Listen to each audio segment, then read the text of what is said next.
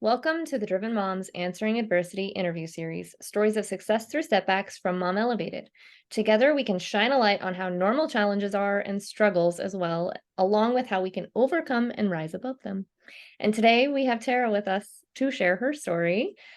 If you don't mind, would you just start by sharing just a brief little bit about what you do and your story for us? Yeah, absolutely. Thanks for having me, Jess. Yeah. Jesse, right? Yep. Jesse. You go Either by way, Jesse. I always want to slip up and say Jess. I'm good with that. Jess, Jay, fine. I'll answer. I go by T because a lot of times people say Tara instead of Tara, so I'm good either way. Is But it Tara? yeah, I did say it, so good. that's totally fine. Everybody does it. I'm cool with Alright. it. Yes. Well, I'm gonna fix it in my head. Awesome.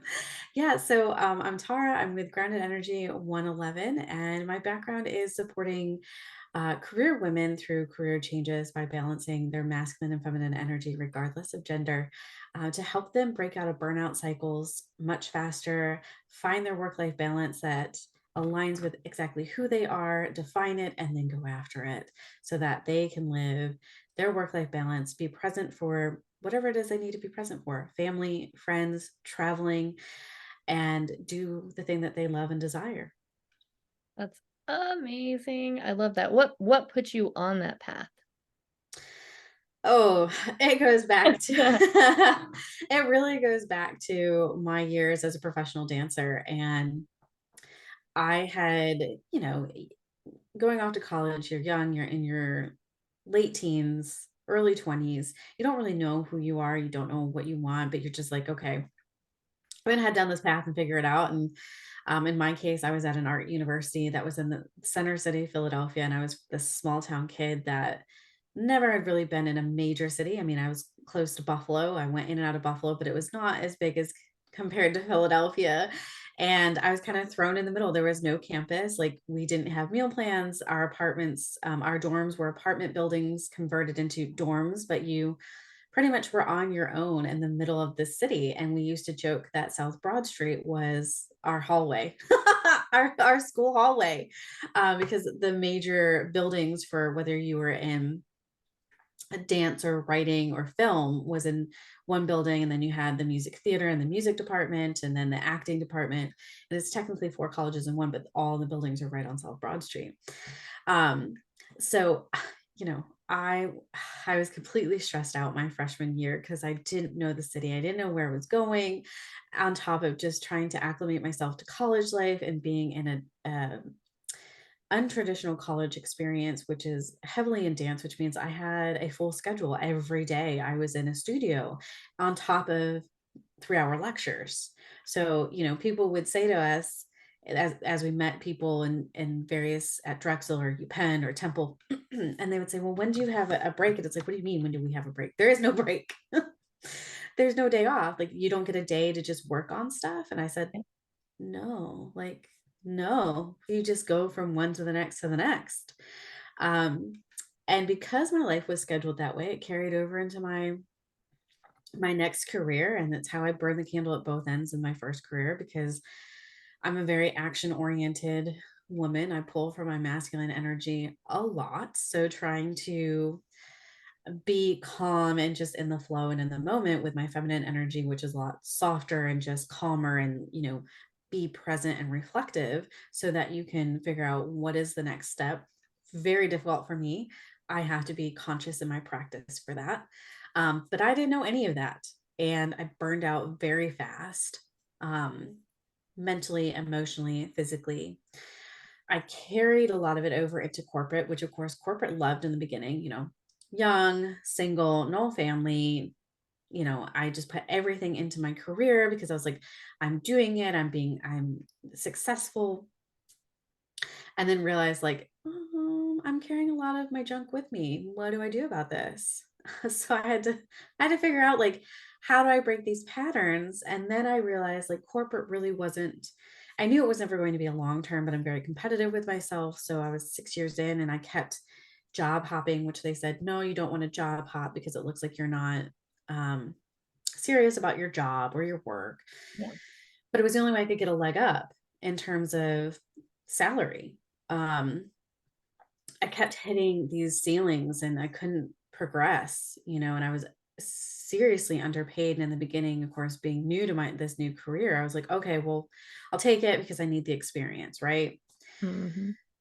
And my expenses were limited at that point. But then once I started, rolling with things and I got 5 years under my belt and I had the experience and I had the education behind me, and then I'm got a house and I've got a car and I've got education debt to pay back, I was still being lowballed. And Yeah. I was like, you hear the story constantly. It was like, go to college, get the job, it'll end up paying you what you need to survive. To then, okay, well, you need X amount of years of experience. So we're going to start you off here. And when you get the experience, then we'll increase, you'll be where you want to be. And that wasn't happening. To then having the experience and the education and still being lowballed, I was like, I am done. Something's got to change. And I actually was doing a lot of healing during that time with my nutrition and my mental and emotional health, breaking those patterns that I kind of carried over to a certain extent. And I was like, I can't do this anymore. And I went into health coaching initially because I wanted to help people with their nutrition and just finding that balance for them. And then as I was working in health coaching and that evolved, I was with a health tech startup and for at least 2 years. And I had a consistent caseload, client member load, whatever you want to call it, of 500 clients just consistently. And I was working with a lot of women, and a lot of them had very stressful careers: nurses, nurse practitioners, lawyers, um, different types of CEOs, other types of demanding jobs where they were like head of their departments, and they couldn't find any balance for themselves. And they were focusing on their physical well-being to manage their occupational wellness. And it was just constant and overwhelming towards the end when I finally stepped away and went back into my business. I have women saying, there's no time for me. I don't know when to do this. I have this career. It's demanding. I have to show up for it. And I always wanted to dive into that. But the program I was coaching for, that was not within its scope. So I always felt like I was doing a lot of my clients a disservice, Mhm. by not talking about the root cause of what they were experiencing. And so that's why I stepped out into, and this was happening before I even went with the health tech. I kept aligning with business women, especially moms. And when I went back into my business, I was like, yeah, this has to be talked about, finding this balance, finding this definition of work-life balance, and getting to the nitty-gritty of like acknowledging what it is that we want for ourselves and knowing that there's going to be a lot that needs to change, but it doesn't have to change overnight. When you said it's like breaking habits, but do you also think it's maybe tapping in and seeing when those habits are helpful as opposed to when they're hurtful and need to be changed a little bit or just tweaked, or, where you can still tap into those because they are so ingrained in us anyway, and just realizing when that is a strength and when it is not, and you have to tap yourself out. Yeah, absolutely. It is definitely a practice of peeling back the layers, right? We've developed these habits for a reason. And we need to understand why we've developed them. Sometimes, not sometimes, all the time, until we become more self-aware. We're just going and like, yeah, this is what's worked in the past. I'm going to keep doing this. And then we hit this wall where it's like it's not working anymore. And that's when my clients come to me as they're like, I'm doing everything I knew to do in the past and what has worked in the past, but it's not working anymore. And I don't know why. And I don't know what to do. So we start with, what are you doing? And then outline all of that, what that could be. And then we piece by piece go deeper and deeper to go, is it serving you? What about this is serving you? What's not serving you? Can we let it go? Ugh, that's so powerful. That gives me goosebumps just thinking about it, because it's a huge transformation, and it's a huge thing to even admit that you need to do that work. Um, so kudos to you for helping others find that and make that change. That's Thank you. amazing. So what do you think in your story, what is the biggest adversity that you have answered, and how did you answer it? Because I mean, that was a long road to get to where you're at, right? And obviously there were hiccups along the way. I know how you exited pushing through so much in your performance aspect, but I don't know if that's really like the pivotal thing. that changed, or what would you say is the biggest adversity that really made you step I th- into that? And yeah, I think, the more I talk on different interviews and I listen to different interviews, and we're always looking for that one pivotal moment, but I want to stress that there's no one pivotal moment. As you start doing this inner work, I have learned that there will be a series of pivotal moments as you evolve and progress. And it gets easier and easier as you go because you become more aware and you're like, oh, I've been here before. This is how we're going to adjust this. But something when you when there's something really deep that continues to come up, there may be a sticking point. Even though it has gotten easier, there may be one sticking point that's like your final like your final learning lesson, to really transition you out of that. So I'll start by dance, and like that career and that breakdown was the first moment to be like, this isn't working for me. I lost my passion. I've lost myself. I need to figure this out. Corporate was that interim time. I knew, and I said to myself, like, this was not going to be forever, but it was going to be something that I at least enjoyed doing. I wanted to be a paralegal. I enjoyed being in law, but I didn't want to be a lawyer. yeah. I thought for a moment I did. And then I worked with lawyers and had a really great boss at one point who was like, look, I think it's great that you want to be a lawyer, but let me tell you. And he just gave me the lowdown. He was like, this is the reality of it. And I said, thank you. I appreciate that. And then I really tuned into like, why did I really do this? Because I was looking for my next passion. Yeah. And my next passion was helping people. And when I finally decided to leave corporate, I had like completely had enough. And this was my second pivotal moment. I purposely jumped and said, I can't do this anymore. It was kind of like, when you eat something that you're just like craving and you overeat it, and then you're like, oh, Yeah. you can't ever touch it again for like a year. Yeah. That's kind of how it felt. I was like, I have had too much of this. I have gone full bore. I don't want to touch this. I got to get out of here. I did. Wow. And the year I was engaged and planning a wedding, I was like, I can't do this anymore, babe. I gotta go. And he was like, okay. And he's like, I know you'll figure it out. I know, I trust you. Like, Yes. That's really kind of how it was. And I just stepped out and I cobbed some jobs together so that I was closer to home. I started to try and figure out what I wanted to do. I will tell you, I got sucked into the whole MLM thing because I was like, and anybody who can do that and you are thriving, kudos. That is not for me. And I had to learn that. Um, and I just started like trying to network and doing different things and meeting different people. And then I was like, I don't believe the way that I've structured my life. And I sold my house. I consolidated my debt. And then we got pregnant in the middle of all of that. And I was trying to rebuild. And I did this on purpose, like the breakdown to rebuild while like raising a brand new child. And I was a first time mom. So I was like, oh God, what did I do? I don't know if this was the best decision, but it absolutely prepared me for the third pivotal moment, which was actually not that long ago. And I write about it more in depth with a book that I have coming out, I believe in January. And right I like, when we're releasing this, your book will be coming out. yes, that's right. That's awesome. um, but I experienced a shift again, after the breakdown of like starting my own business. I was finally getting things turned around in 2020, believe it or not, because I wanted my business to be all online. And this was back in 2017. And everybody said nobody was going to want you in their personal space. That's too personal. Like you're going to be in their home. I was like, I don't know. Something's telling me that I should do it this way. So I kept doing it. And then 2020 happened. I was like, oh, okay. This is it. I had all the tools, so I just kind of like rebounded pretty quick, and I started getting more clientele, but I was very burned out by that point. And I was in women's health space and really trying to figure out how to support women postpartum, especially locally in my area. And I was just like, okay, I don't have the capital for this. I need to take a step back. I need a break. I need to like show up better financially for my family at this point in time. And ended up getting a job with the startup. And I was there for 2 years. But it was crazy because after the first year, my business started calling me back, and I was like, "Hmm, that's interesting." So I started listening to my intuition on that and wrote my first book. And then all of a sudden started networking. And I was like, wow, this is really interesting. Like, I'm meeting all these people.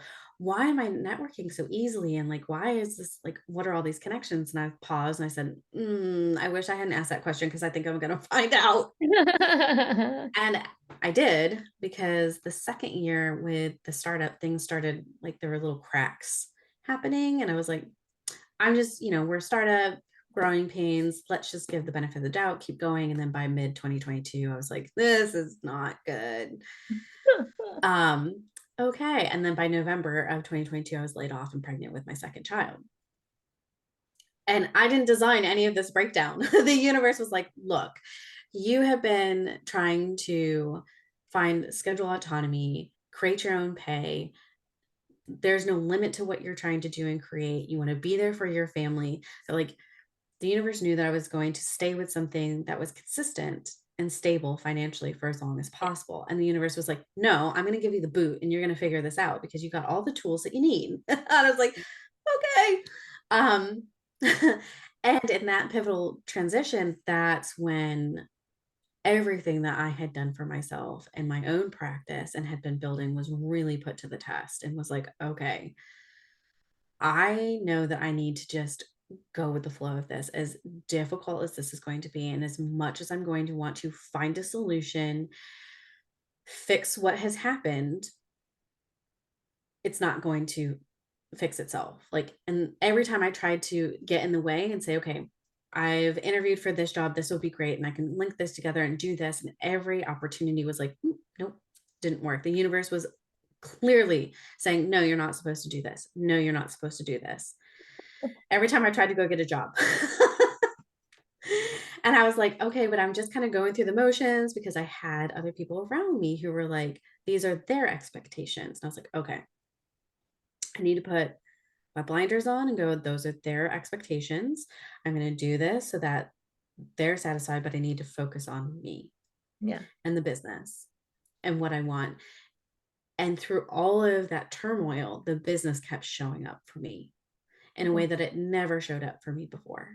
I kept networking and making connections and building on speaking and building on services and building on, continued connections and more speaking. And that by the time I had my child back in April, I continued to speak and I didn't even realize it. Like, I had stuff booked out throughout the year, but you have a baby, Yep. you're not paying attention. I was like, that's what's on my schedule. I'm going to get to it when I get to it and focus on the newborn.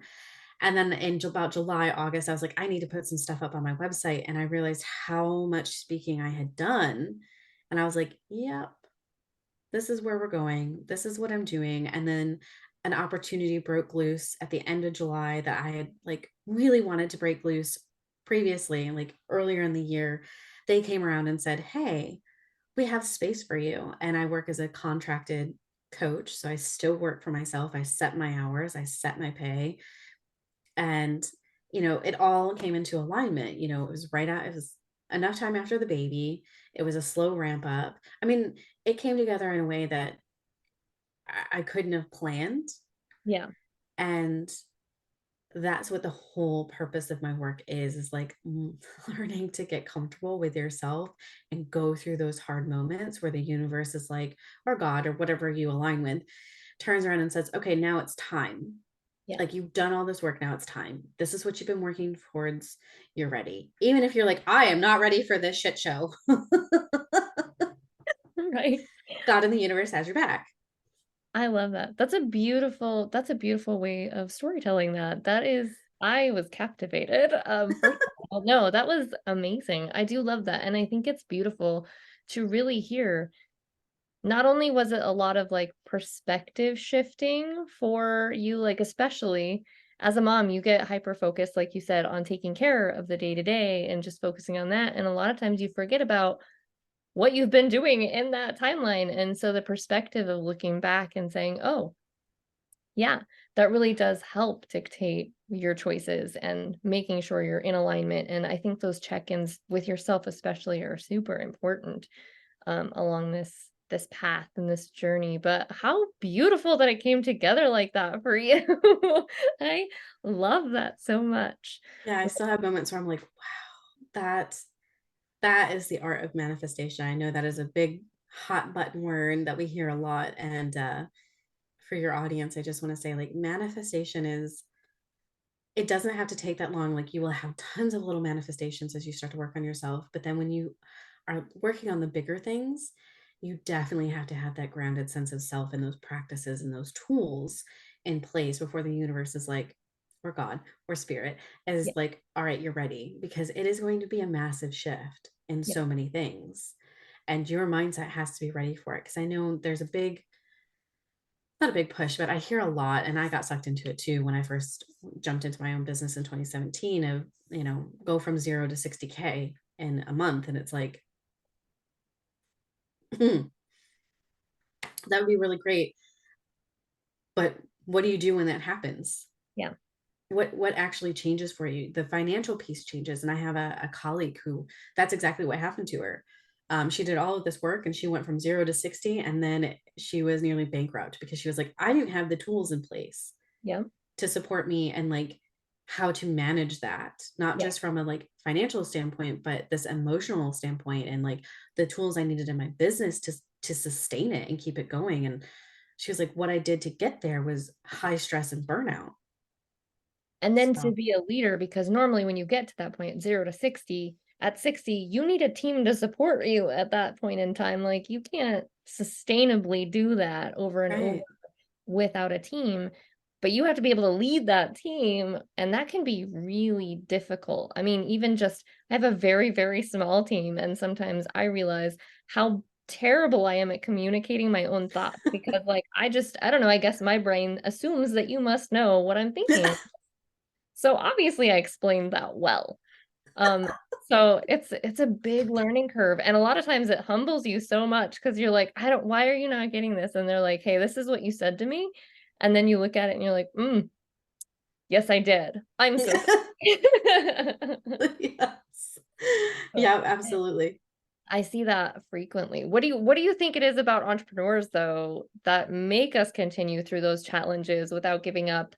When you face almost bankruptcy or when you're like, I'm trying to go back to a 9 to 5, I'm trying to get this consistency, and the universe says, no, I'm not providing that for you. Okay. What do you think it is about us that keeps us going when those times get so tough? I can say from my experience, for me, when I finally reached, I was done with the 9 to 5. Like I knew my last job was my last job. So the universe was like, yo, you're not even in alignment for this. So you're just kind of throwing stuff out to the wind. And I think, when it comes to having those wins, it's because it's all of that work that you've put into it, all of that energy as an entrepreneur, that you've taken an idea from just an idea phase to actuality, to reality, to like people are investing in me, investing in this idea that I've brought forward in the form of maybe products or services. And you see that transformation, and it's very humbling and addictive at the Yeah. same time. It's like, yes, I want to do this. And you want to do it through the bad times because that's a part of the growth process. Like you realize, okay, I did really well this month or this quarter. And what shift? Oh, it's a seasonal shift. Nothing's changed in what I'm doing. Nothing's changed in my product or my service. It's just the time of year. And then as you get through that tough time, it goes right back up. Yeah. And then you can start planning your life and your business around that, financially, um, personally. Like, when can I have downtime? Because the other thing too with entrepreneurship, we all go into it wanting time freedom. And what we bring to it sometimes is a lot of our old work habits, which also have to be broken down, where we go from, being an employee to being our own business owner. But also we bring that employee mentality to it, where we're constantly working. But then as you start to see these changes, you go, oh, I don't want to work like I used to. Like that wasn't the point of this. And like seeing your seasons and seeing those ups and downs, and kind of navigating those feelings in the beginning so that you can adjust to them when the next season comes around. You're like, oh, this is when I can start like taking a break, go on vacation, spend time with my family, do things around the house. I don't have to be as present, put things on automation. And then, you have a time frame where you're like, this is when I need to ramp up to make sure like everything's on point so that I can bring in the influx of people or the sales of services or products. Yeah, no, absolutely. I also think it's what you said there is really a key point where it's not necessarily instantaneous. You see these patterns and then the next time it comes around, you can plan for that. So it's not like I see a lot of people say, "Well, I'm not there right now." It's like, I hear you, but you can be. So now you know what's happening. How can you create what you want the next time that comes around? That's amazing, and it's so powerful once you do realize that and start to take control of that. I think that's incredible and really unique to this kind of situation as well, because you do get Yeah, to kinda take that power. absolutely. Absolutely. What do you think is the biggest takeaway or lesson from your experience specifically that other mompreneurs might be able to use and take from? Oh, goodness. I know, I feel like there was a lot in this Mm. that you gave them. I love that, but The biggest thing is being a mom. There are times when you just feel like, what did I do? Did I make the wrong decision? Should I go back? Because that's the biggest thing for me in the beginning. And it's still there. Like it doesn't go away. It just becomes less of like I make that decision and I go after it. And then I'm like, I don't know if I should have done that. yeah, And then I start thinking about backtracking. And what I would say to other mompreneurs is you're gonna have those feelings, and that's completely normal. Have some kind of network that can help keep you in check to bring in why it is exactly you're doing what you're doing, big picture wise. I love Because that. it's really easy to get stuck in the minutia and be like, I fucked up, I'm out. And Yes. it's not, it's not. That's part of the learning process to like get to that big picture. Yeah. Oh, I love that. I think that's really important and vital. Thank you for that. I'm You're gonna so write. welcome. I feel like in each of these, there's a key moment where I'm like, I'm gonna write this on a sticky note and I'm gonna keep it. I think that's definitely one of the ones I'm gonna keep and remember from now on. It is important to have even just anybody that you can speak to candidly so they Hmm. can hear you. You can acknowledge your feelings, your emotions, everything, but then you can like release. I always say breathe and release because you have to acknowledge it or it's just going to build upon itself. But once you acknowledge, then you can breathe and release and move forward. And that is, mm, yes, icing on the cake right there. Yeah. What is the best way then, Tara, for others to find you if they would like to work with you or learn more about you or just be in your space and in your bubble? Yeah, absolutely. So, best way is to, if you want to follow along, kind of see who I am, what I'm doing is on Instagram at grounded_energy111. And you can, from there, Linktree, you can join the Grounded community, which is a free community, and stay in the know, kind of be in the inner circle of everything that's going on when you're ready and feel comfortable. And also on my website, which you can find through Linktree, which is the Linktree in my bio on Instagram. The website is www.groundedenergy111.com. From there, you can kind of look through my services. You can see other shows that I've been on, read publications, reach out to me. I have a virtual open door policy.